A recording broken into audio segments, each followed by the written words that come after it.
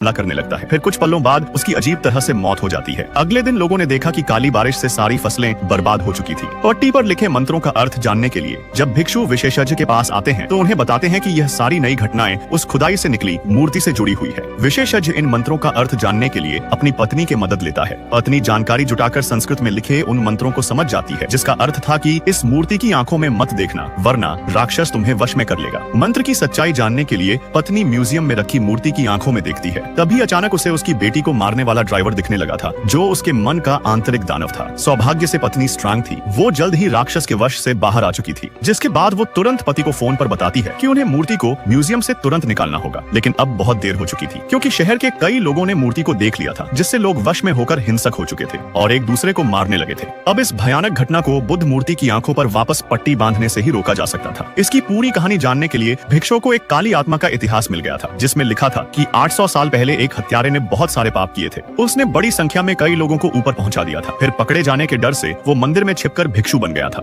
लेकिन जब उसका राज सबको पता चला तो गांव वालों ने उसका सिर काट दिया था, जिसके बाद उसकी आत्मा मंदिर में भटकती रहती थी और समय के साथ उसकी शक्ति इतनी बढ़ चुकी थी कि वो बुद्ध की मूर्ति में समाकर लोगों को वश में करने लगा था। वो लोगों को हिंसक बनाकर एक दूसरे में लड़वाता था। यह सब रोकने के लिए गांव के भिक्षुओं ने मूर्ति की आंखों पर मंत्रों की पट्टी बांधकर उसको सील बंद कर दिया था।